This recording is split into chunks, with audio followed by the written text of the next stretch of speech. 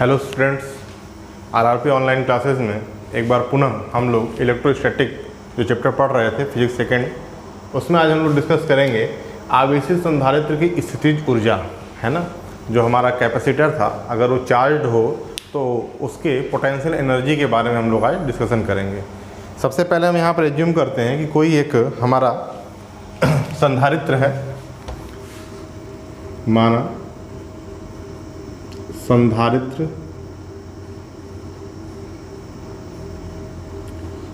संधारित्र को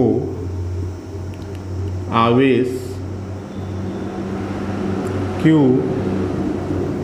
देने पर उसका विभवांतर भी हो जाता है, तो उस संधारित्र की धारिता, तो धारिता को हम किससे लिखते हैं? C से लिखते हैं। C इक्वल टू हमारा क्या हो जाएगा? Q बाई V, या यहाँ से हम लिख सकते हैं इसको, या V equal to Q by C। ठीक, कोई एक संधारित्र था, समांतर प्लेट संधारित्र पढ़ना, उसी को लेते हैं। ठीक, यदि इसे हमें क्या है, Q आवेश देने पर इसके प्लेटों के मध्य का जो विभव है, विभवांतर है, वो V हो जाता है, तो इस संधारित्र की धारिता C इक्वल टू क्या हो जाएगा? Q by V। ये हम लोग पहले से जानते हैं। या V इक्वल टू हम क्या लिख सकते हैं? Q by C। अब यदि हम आगे इसमें बात करें तो आप देखिए कि अब देखिए, अच्छा, अब हमें क्या लिखना है? Potential energy. पोटेंशियल एनर्जी होगा क्या? तो देखिए, जब संधारित्र को आप चार्ज करेंगे तो उसको जो आप आवेश देते हैं, तो उस आवेश को देने के लिए आपको कुछ ना कुछ कार्य करना पड़ता है, और यही कार्य जो होता है वह उस संधारित्र में स्थितिज ऊर्जा के रूप में संचित होता है। तो आइए हम उस कार्य को क्या करते हैं? कैलकुलेट करते हैं। ठीक, और उसके लिए सबसे पहले हम देखते हैं कि किस प्रकार से हम संधारित्र को जो है आवेश को देंगे। तो चलिए सपोज करते हैं हम कि संधारित्र को आवेश dq देने में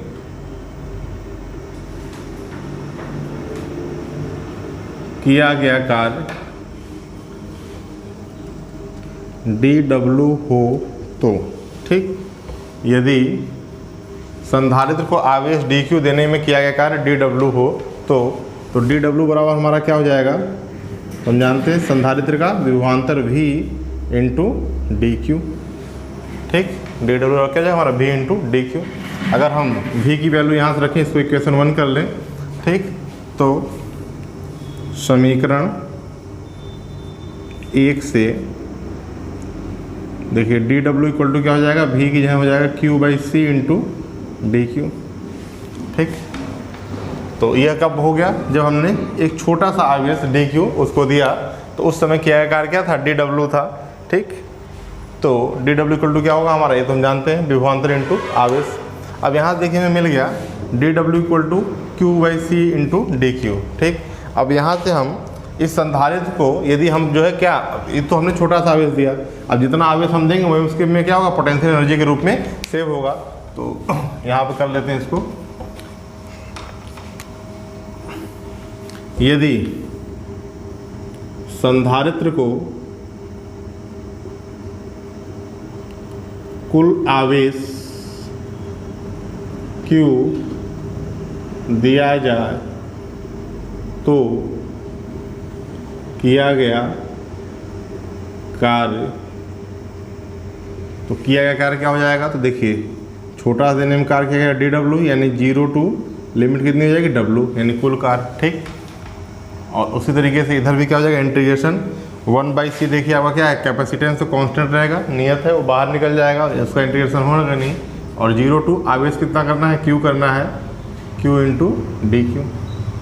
ठीक, अब यहाँ पर देखिए क्या होगा? q का इंटीग्रेशन होगा, और इंटीग्रेशन के हमने आपको बताया था कि जैसे मान लीजिए अगर आपका x का dx के साथ इंटीग्रेशन करना होगा तो क्या होता है?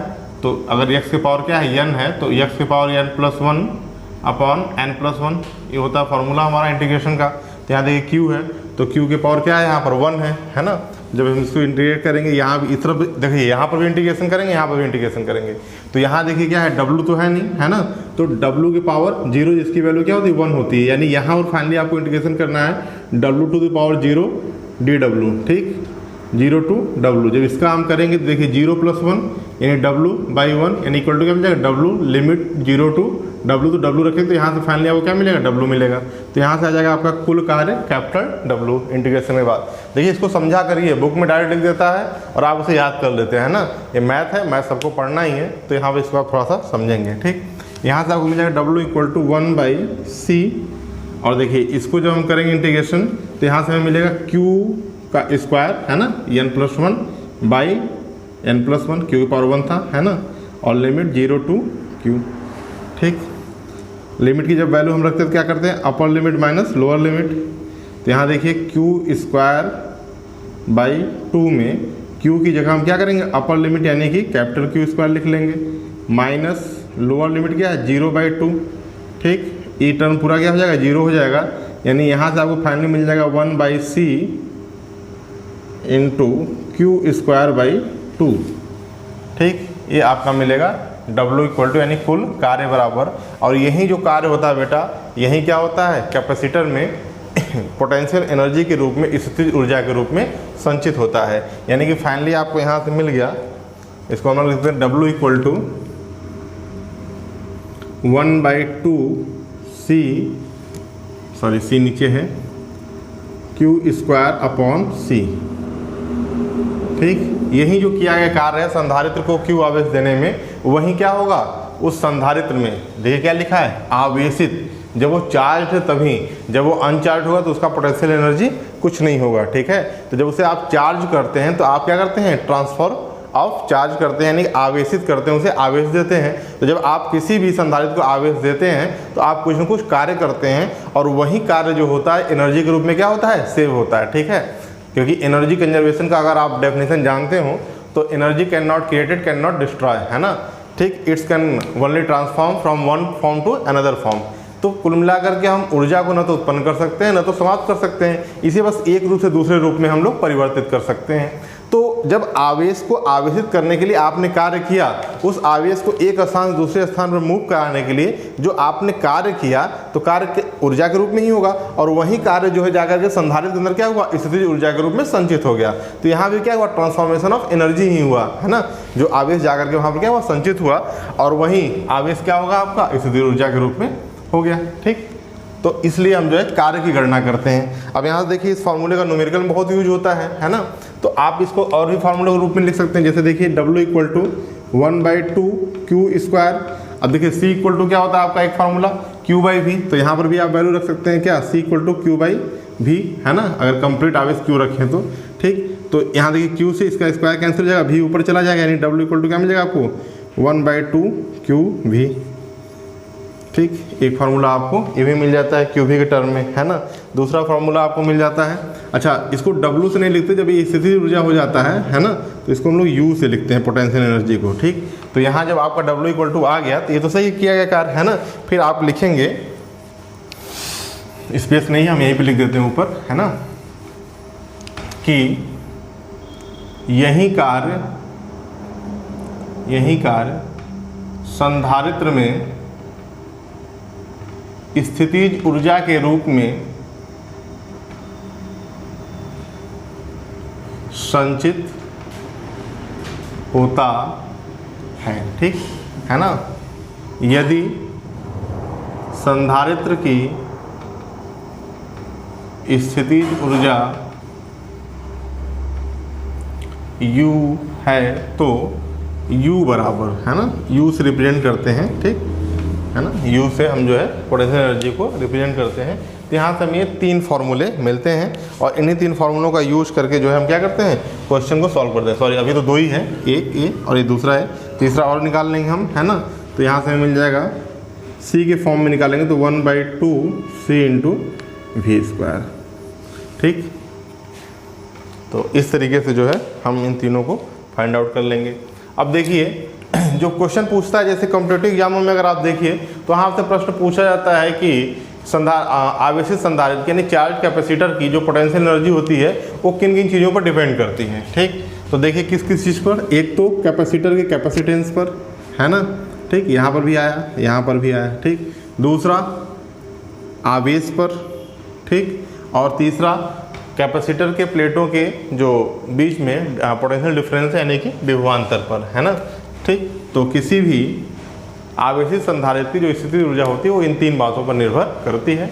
ये उसका छोटा सा डेरिवेशन था, है ना, जिसको आप लोग नोट कर लेंगे।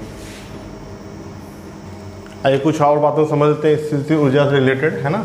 तो जो चार्ज कैपेसिटर का पोटेंशियल एनर्जी होता है वह उसके आवेश पर निर्भर करता है। मतलब कहने का मतलब इसका है कि जितना ज़्यादा आप उसे क्या करेंगे, चार्ज करेंगे, आवेशित करेंगे, उसकी पोटेंशियल एनर्जी उतनी ही क्या होगी, ज़्यादा होगी। जितना ज़्यादा क्यू का मान आप बढ़ाएंगे उसकी पोटेंशियल एनर्जी यू भी क्या होगा, उतना ही ज़्यादा होगा। ठीक, दूसरी बात है कि यह जो पोटेंशियल एनर्जी होती है तो होता क्या, तो जो कोई भी कैपेसिटर होगा, ठीक, और अगर जैसे ही आप इसे क्या करेंगे, बैटरी से कनेक्टेड कर देंगे, ठीक, तो यहाँ से क्या होगा, प्लस चार्ज, यहाँ से माइनस चार्ज। बैटरी का यदि विभवांतर क्या होगा, V होगा। तो देखिए जब यहाँ से प्लस चार्ज आएगा तो इधर से क्या होगा, माइनस चार्ज यहाँ से मतलब इसकी ओर अट्रैक्ट हो जाएगा। जब आप इसे प्लस से जुड़ेंगे तो यहाँ पर ऑटोमेटिकली क्या हो जाएगा, इस प्लेट पे प्लस हो जाएगा, और इधर नेगेटिव जाएगा तो फिर यहाँ से क्या होगा, माइनस, है ना। ठीक, क्योंकि प्लस वाला इधर अट्रैक्ट होगा। तो इस तरीके से यहाँ पर आवेशन की प्रक्रिया होगी। तो अब देखिए जब जो इससे आवेश गया Q, तो यह आवेश इन्हीं दोनों प्लेटों के मध्य बीच में इलेक्ट्रिक फील्ड के रूप में, वैद्युत क्षेत्र के रूप में क्या हो जाता है, स्टोर हो जाता है, संचित हो जाता है ना। तो अगर आपसे पूछा जाए कि स्थितिज ऊर्जा कहाँ पर, तो प्लेटों के मध्य जो है यह जो है क्या है, इलेक्ट्रिक फील्ड के रूप में स्टोर हो जाता है। ठीक, और अगर देखा जाए तो यहाँ पर क्या है, जैसे बैटरी में भी क्या, बैटरी का फंक्शन क्या होता है, तो देखिए हमने आपको बताया था बैटरी और कैपेसिटर दोनों की फंक्शनिंग लगभग सेम है ना। जो बैटरी का काम होता है वो क्या होता है, यह भी आवेश देता है ना, और यह भी रासायनिक ऊर्जा को विद्युत ऊर्जा में कन्वर्ट करता है। यही काम कैपेसिटर भी करता है। दोनों में अंतर ये है कि यह धीरे धीरे स्लोली जो है क्या करता है, चार्ज को डिस्ट्रीब्यूट करता है, और यह एक ही समय पर बहुत ज़्यादा एम्पियर की करंट को जनरेट करता है। तो दोनों बस बेसिक डिफरेंस यही है ना, कि यह जो हमने कहा था ना कि जो स्टैटिक फेज में कोई भी मोटर रहता है, जब उसे मूविंग फेज में लाना होता है, मूव कराना होता है, तो आपको सबसे पहले जैसे जब रुका हुआ है, ठीक, तो रुके हुए को चलाने के लिए आपको ज़्यादा करंट की आवश्यकता पड़ती है, और चलने वाले को चलाते रहने के लिए कम की, है ना। तो स्टार्टिंग टाइम में जो ज़्यादा एनर्जी की रिक्वायरमेंट होती है उसको पूरा करने के लिए हम इलेक्ट्रिक डिवाइसों में कैपेसिटर का यूज़ करते हैं। ठीक, और बैटरी क्या होता है, फिर उसको कंटिन्यू करने के लिए बराबर सप्लाई देता रहता है। ठीक, तो कैपेसिटर बैटरी से ही आवेश को लेता है, उसको स्टोर करता है, और साइमल्टेनियसली मतलब एक ही टाइम पर रैंडमली जो क्या करता है, पूरा एनर्जी ट्रांसफ़र करता है। तो ये इनका बेसिक डिफरेंस है। ठीक, इसलिए लिखा गया स्थितिज ऊर्जा वास्तव में आवेशन बैटरी की रासायनिक ऊर्जा का दूसरा रूप है। ठीक, अब देखिए जैसे श्रेणी क्रम और समांतर क्रम में जब हमने कैपेसिटर को जोड़ा था, जो कॉम्बिनेशन देखा था, तो वहाँ पर हमारा जो श्रेणी क्रम में मिला था हमें, तो वहाँ पर क्या मिला था, 1/CS equal to 1/C1 plus 1/C2 plus 1/C3। ठीक, और पैरेलल में अगर हम देखें तो वहाँ पर क्या था, डायरेक्टली पैरेलल में CP equal to C1 plus C2 plus C3। ठीक, ये कॉम्बिनेशन मिलता है। लेकिन अगर आप कैपेसिटर को, ये तीन डिफरेंट कैपेसिटेंस के कैपेसिटर को आप चाहे श्रेणी क्रम में जोड़ें चाहे समांतर क्रम में जोड़ें, उनके पोटेंशियल एनर्जी को जब आप ऐड करेंगे तो U equal to U1 plus U2 plus U3, चाहे वो पैरेलल में हो चाहे वो सीरीज में हो, है ना, उससे पोटेंशियल एनर्जी में कोई डिफरेंट नहीं आता, कोई यहाँ पर अंतर आपको नहीं मिलेगा। ठीक, ये बिल्कुल उसी तरीके से रहेगा, ये सीधे रूप से क्या होगा, जुड़ जाएगा। ठीक, यदि आपका चाहे वो समांतर क्रम में हो चाहे वो श्रेणी क्रम में हो। तो कई बार किया जाता है ये भी प्रश्न आपसे, इस पे भी न्यूमेरिकल आते हैं। नेक्स्ट वीडियो में हम लोग कुछ सवालों को सॉल्व करेंगे, है ना, और उसके साथ ही इस चैप्टर का ये इंपॉर्टेंट टॉपिक आपका कंप्लीट हो जाएगा। Thank you.